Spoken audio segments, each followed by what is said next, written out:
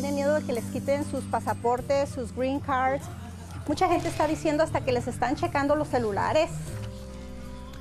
Shoppers thinking twice before crossing the border, the political and financial forces that may be changing consumer habits. When you see, a storefront that's been shut down or that has bars on the window, it gives you kind of a sense, an uneasy feeling, like, is this a safe neighborhood? Should I be here? City Heights is looking to change its image, one storefront at a time. And she was like, "You guys won." I'm like, "Are you serious?" Like, I started freaking out. Waiting for takeoff, students explore life in space with an out-of-this-world trip. KPBS Evening Edition starts right now.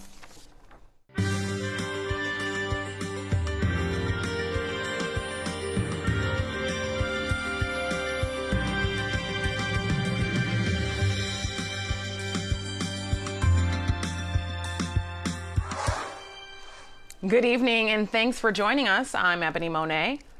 Store owners in San Ysidro say fewer Mexicans are coming across the border to shop. They say there are several reasons, including a boycott of U.S. products and a plummeting peso. Also on the list, President Trump's hardline stance on immigration. KPBS Fronteras reporter Jean Guerrero says some shoppers are scared to cross the border. San Ysidro shops like Carolyn Shoes have long been a magnet for Mexican shoppers from Tijuana. Wardrobe items are often cheaper here than in Mexico. Tijuana residents buy stuff in bulk for their whole families or to resell south of the border. Owner Olivia Campos says sales have plummeted nearly 70% since President Trump was elected. Hay clientes que cruzan 2 o 3 veces a la semana por mercancía porque nomás pueden cruzar cierta cantidad para México, entonces tienen que hacer varios cruces. Entonces, ya esas personas a veces ya nomás vienen una sola vez a la semana en lugar de 2 o 3 veces que venían a comprarnos.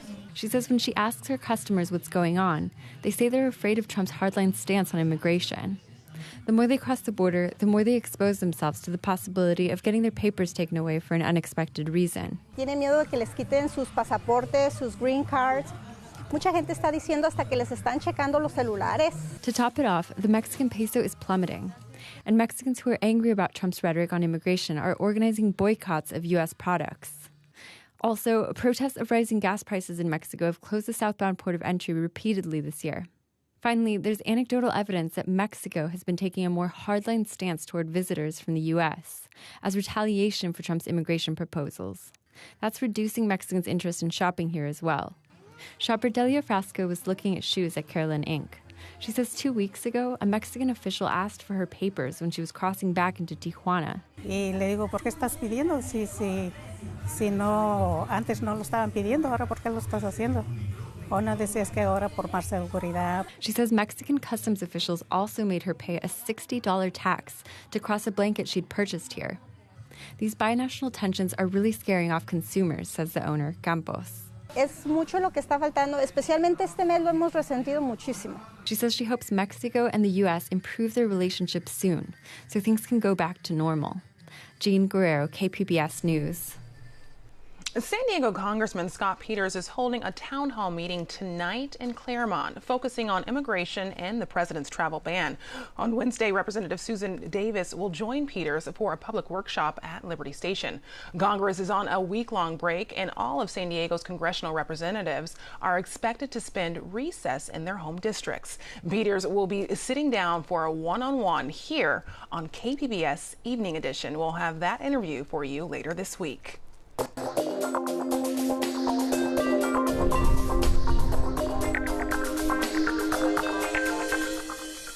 21 San Diego museums and universities received grants from the National Endowment for the Humanities.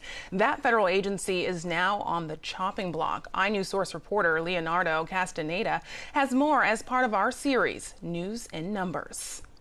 The Women's Museum of California, the Imperial Valley Desert Museum, the Museum of Contemporary Art, and the San Diego State Professor are among the many local recipients of NEH grants.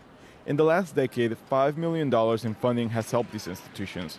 The top recipients include SDSU, the Balboa Art Conservation Center, and the University of California, San Diego.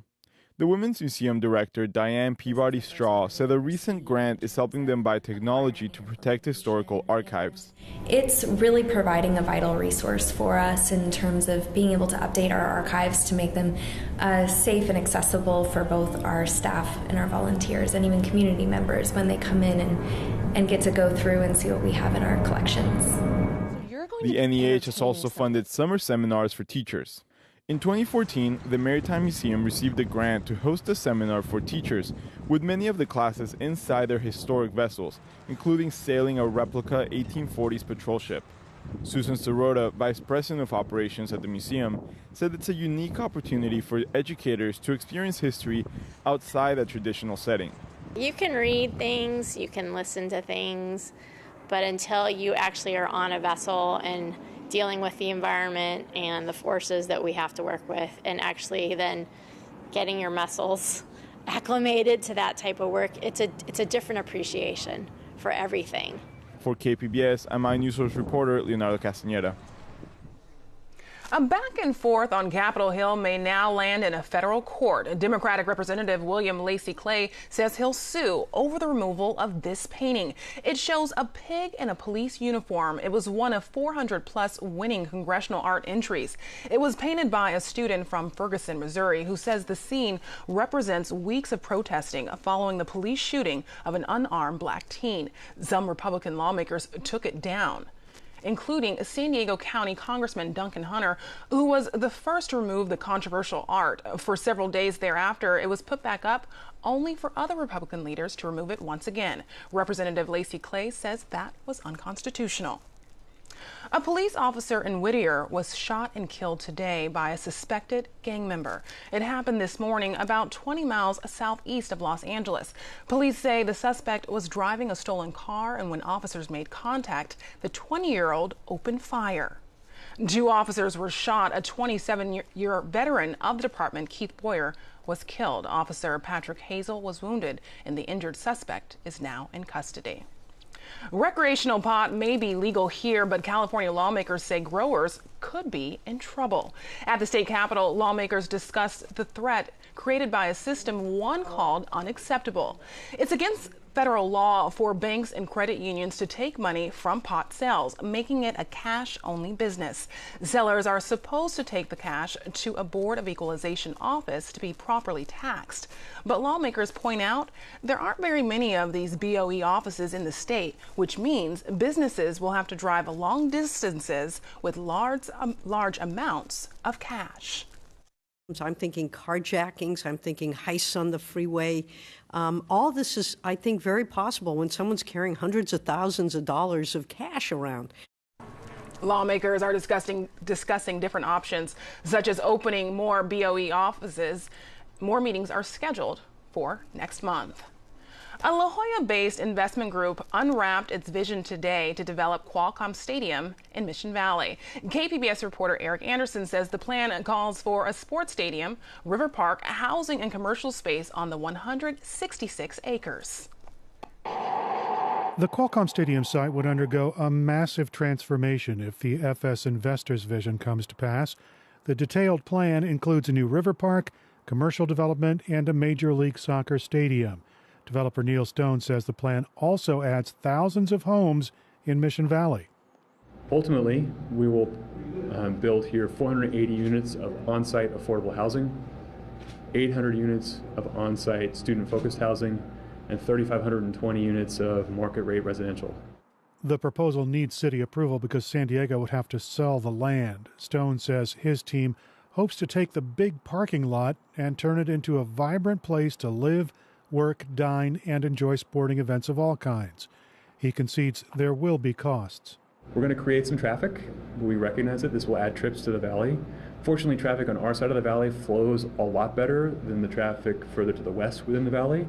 They plan $50 million worth of mitigation to balance the traffic impacts. The developers say their plan solves some big issues for the city. San Diego will get out from under the expensive maintenance for an underused stadium. A major river park will be built, and there's a solution for San Diego State University football. That team currently plays its games in Qualcomm Stadium, and investor Steve Altman says this would give the team a new home. I've been an Aztec fan for a long time, and what really attracted me to this is not only the soccer and the park and the other development, but creating something that is synergistic with the needs of San Diego State. They inevitably have a problem with where they're going to play football, and I think we solved that problem for them. San Diego State University officials say the density of the current project prevents the school from expanding the new stadium to 40,000 seats. In a statement, SDSU also raised questions about the plan to let the school have the stadium. Quote, while the proposed gift of stadium ownership may convey tax advantages to FS investors, it conveys no revenue or rights of ownership normally associated with a gift, unquote. The school says it looks forward to working with the community on building a multi-use stadium that meets SDSU's needs. San Diego Mayor Kevin Faulconer has publicly hailed the project.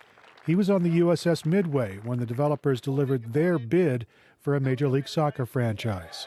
Of course, you know we have the opportunity at our Qualcomm site and the ways to valuably improve that site that we're talking about, a long-awaited river park, residential buildings that will help our housing shortage, a permanent home for Aztec football, relief of a $250 million liability of taxpayers, an option for the NFL, and of course, the hub for this new exciting soccer proposal right here in America's finest city.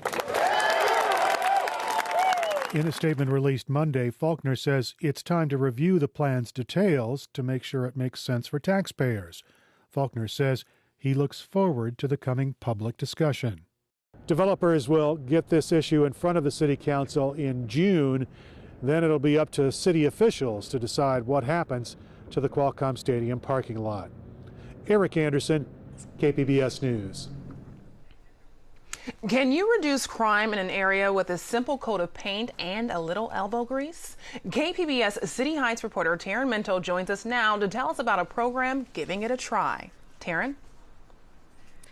Ebony, there's an effort here to boost business along University Avenue. For some, that begins with a storefront makeover. But this is new. Those TVs new, and then we're going to put some more in there. Jesus Nunez points out changes at the City Heights sports bar he manages, located near the border with North Park. Inside, there are newly mounted TVs, a drop-down projector screen, and an expanded bar. We're going to have Formica on the bar. Right now, we just cover up because we haven't finished it. Outside, an American flag mural and powder blue paint job make the cement building hard to miss. You'd be forgiven if you haven't seen it before. Back then, the beige structure was easy to overlook, making the area attractive for undesired activity. He says complaints started rolling in over the summer. And I saw that it was a lot of really bad people, let's put it that way, a lot of bad people around the neighborhood and around our area. It was drug dealing and prostitution, specifically, were the main problems. That's Maritza Maximo with the nonprofit City Heights Community Development Corporation. She met Nunez after a San Diego police officer and some community members helped connect the bar manager with resources to address some of his concerns. Maximo's organization hooked Nunez up with grant funds a few months back to spruce up his storefront. With a fresh coat of paint, a brighter color, and some security lighting, it's greatly improved the visibility, but also it decreased the loitering, unwanted loitering. Since then, Nunez says he's seen a reduction in activity at the corner and is seeing positive changes in his clientele. He says some are stopping by before crossing a bridge into neighboring North Park. We see it, different people outside. Also, we see a lot of the neighbors walking by and more freedom, more nice and everything. So, and that's what I like it. Oh, look, and I have the write-up here. The program, Fresh Look City Heights, has been around for 3 years, and it provides business owners with up to $2,000 in grant funds to boost their curb appeal. Owners apply, make improvements, show receipts, and they're reimbursed. It's helped put a mural on a liquor store and give a donut shop a new roof. Maximo says the minor upgrades can have a big impact. When you see, a storefront that's been shut down or that has bars on the window, it gives you kind of a sense, an uneasy feeling, like, is this a safe neighborhood? Should I be here? And when you see, bright colors, great signage, great lighting, no bars, you just feel safer and happier that this is your community. You feel a sense of pride. She says it helps smaller establishments stretch their funds to make simple cosmetic and safety upgrades, but that it tends to serve as a catalyst for even larger changes.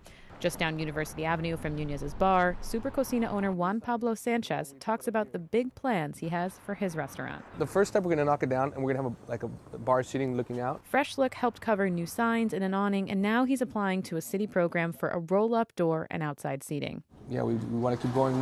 This whole year is going to be like a remodel, restructuring of the restaurant. Sanchez has been encouraging other businesses to apply, including the owner of the market just next door. Do you want to do a mural? Yeah, nice, why not? He says storefront improvement is a big part of drawing visitors to the area along University Avenue, which he sees as the gateway to City Heights. He helped launch an association of residents and businesses aimed at promoting the corridor, which members have dubbed the Avenue. To bring more business in, to improve the look of the businesses, to promote it outside our district, our business district, and just to make it a better place where people come and shop either by foot or by car. There'll be the kitchen right here. Back at Nunez's bar, he says he's planning for more changes. A few more windows to increase visibility inside, and a kitchen to serve tacos out of a walk-up window. In the name, too, he's thinking the Avenue to help brand the area. One thing that won't be changing, the price of your beer. You cross the bridge, and your beer is going to be $7 and up. We still pretty much, $3 beers, happy hours, $2 cans. So it's pretty much reasonable for the neighborhood. Welcome to the Avenue. And while this program focuses on businesses, you might see some changes on residential streets. The organization also has a facelift program for homes. Reporting in City Heights, I'm Taryn Mento for KPBS News. Thanks, Taryn. For people who live in San Diego's southernmost neighborhood, San Ysidro, there aren't too many public places to gather, but that will soon change. Plans are underway to build a community center and park. KPBS reporter Claire Tragesser has more. Nestled between two affordable housing projects, you can find the soon-to-be public place, the Monte Carmelo Catholic Church. At 90 years old, this vacant church will eventually serve a dual purpose, a community center on the inside and a park on the outside. The nonprofit Casa Familiar has been trying to develop the housing and community center for 10 years. Development Director David Flores says it's important to give people more than just a place to live. It's much more important to figure out how do we, at the same time that we're adding affordable housing, how do we make sure that the community has the services that it needs. He says the space will add to the character of San Ysidro. You don't hear what really happens in border communities. This is our moment to move forward in leadership, in showing the rest of San Diego what a community like San Ysidro can do. Casa Familiar is now able to move forward on the project thanks to a $450,000 grant from Art Place America, a group of foundations and federal agencies that promote art. Construction is scheduled to begin next year. Claire Tragesser, KPBS News. From cafeteria worker to central office executives, more than 800 positions at San Diego Unified could be cut next year to fill a $124 million budget gap. The school board is scheduled to hear the plan at a meeting tomorrow. Superintendent Cindy Martin says the plan would not impact class size or instruction time. Many saw this coming. Los Angeles takes the lead as the world's most clogged city. Transportation experts found drivers spent 104 hours in traffic. Moscow trails LA at 91 hours, barely beating New York City. San Diego ranked 47th on the list. The study shows the U.S. had half of the top 10 most congested cities in the world, costing drivers nearly $300 billion. Clear skies in Lakeside today after this weekend soaking. This is a shot of Lindo Lakes in East County. It looks like we're in for some sun in the days ahead. Regina Miller has tonight's forecast. Well, the deluge of heavy rain continued to impact Central California and Northern California as well. And we had that heavy mountain snow there in the Cascades as well. However, when you go farther to the south, it's been relatively quiet in this area when you go to the south of Los Angeles. There's been a couple of spots around where just some sprinkles or a spotty light shower showing up. but that's about it. In fact, we're going to be looking at a pretty dry forecast. Now, tonight we'll have rather cloudy conditions, a temperature of 56 degrees. And into Oceanside, we're going to see a an overnight low of 50 degrees. In Borrego Springs, 52 for your overnight low. Passing clouds there. Mount Laguna, partly to mostly cloudy with temperature of 37. And into San Diego, like I said, 56 degrees. Looking at your Tuesday, we're still going to be dealing with moisture and rain in central and northern California. However, into southern California, things are looking pretty quiet here. And right up to the late week. In fact, for the late week, all of California gets a chance to dry out from all that rain that they've been dealing with. Now, as we go into the coastal locations for Tuesday, we're going to have variable cloudiness, a temperature of 67 degrees. Then on Wednesday, clouds and sun, 62. Cooler on Thursday with a temperature of 60 degrees, sunshine and cool, and then partly sunny for Friday, 62 degrees, 61 and partly sunny for Saturday. Inland, 74 degrees with variable cloudiness for your Tuesday. Clouds and sunshine and 67. Temperatures progressively dropping by Thursday, even though we have mostly sunny skies. It'll be a cool day. Temperature of 60 degrees, 64 and partly sunny on Friday. Partly sunny and cool on Saturday with a temperature of 62 degrees. In the mountain locations, we'll have more clouds than sun and 63 for Tuesday. Cooler on Wednesday. We drop back into the 40s with overnight lows getting down into the 20s for Wednesday night. And then for Thursday, mostly sunny at 50 degrees, partly sunny with temperatures back into the 50s as we go into your Friday and Saturday. In the deserts, periods of sunshine, a temperature of 79 degrees on Tuesday. We're at 75 on Wednesday. Sunny and nice on Thursday, 71 degrees. Overnight lows dropping into the low 40s for Thursday night. And then partly sunny skies for Friday and Saturday. We're at 71 degrees on Friday, 69 degrees on Saturday. I'm Regina Miller, KPBS News. 3, 2, 1. Ignition. And liftoff. NASA and SpaceX launch a rocket this weekend at the Kennedy Space Center. Crowds of people watched the unnamed Falcon 9 rocket soar from one of NASA's legendary launch pads. The rocket is taking supplies to the International Space Station. SpaceX leaders say they hope to launch astronauts next year. 3 students from New York will be sending their experiments to space in June. Their project was selected for launch to the International Space Station. Sasha Ann Simons has more on the mission. So you're putting the same wavelength of light through it, and then you're measuring the difference in absorbance. When East High School chemistry teacher Mary Courtney submitted 3 proposals last fall for the Student Spaceflight Experiments program, she couldn't wait to find out which one would take off. Literally. Because this was a very difficult project. It's probably the most difficult project that our students do in their entire time in high school.